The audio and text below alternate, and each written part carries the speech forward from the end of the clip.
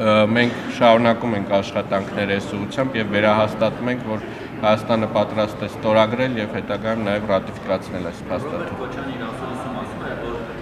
այդ ստորագրությունը հանդիպումից դրանք է եղակող Ադրբեջանը ստացավ ամեն ինչ, Հայաստանը ստացավ ոչինչ, Նիկոլ Փաշինյանը ստացավ նկար Թրամփի հետ։ Հիմա մենք Հայաստանի ինչ է ստացել։ Հայաստանի Հանրապետությունը ստացել է հնարավորություն խաղաղ եւ կայուն տարածաշրջան կառուցելու եւ սկսել է այդ գործընթացը եւ մենք նաեւ ստացել ենք հնարավորություն ապաշրջափակելու բոլոր կոմունիկացիաները մեր ռեգիոնում,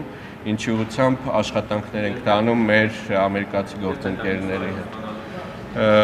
Քննարկումներ են ընթանում, երբ որ կլինեն հստակ հանգրվաններ, վստահաբար դրա մասին հանրությունը պատշաճ կարգով կտեղեկանա։ Հաճախ է իրենց խոսքերից հետ կանգնում եւ օրինակ մի բան պայմանավորվում են, օրինակ հրադադար, զինադադար, գրավել, խախտել։ Դուք երաշխիք ստացել եք Ալիևից, որ այս խաղաղության գործընթացը ավարտի կատարվի եւ այլևս որևէ միջադեպ հեչևացում արձակում չի լինելու։ Մենք հույս ունենք եւ վստահություն ունենք, որ գործընթացը կգնա դրական ուղով եւ այն ընդհանուր դինամիկան, որը տեսնում ենք Վաշինգտոնում օգոստոսի 8-ին տեղի ունեցած հանդիպումից հետո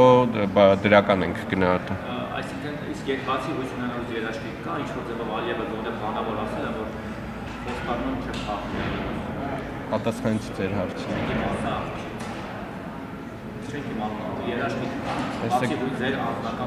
Ես չեմ կարող Ադրբեջանի փոխարեն երաշխիքներ տալ, բայց այն հայտարարությունները, որոնք հնչել էին նաև Սպիտակ տանը, խոսում էին դրա մասին, որ մենք մտնում ենք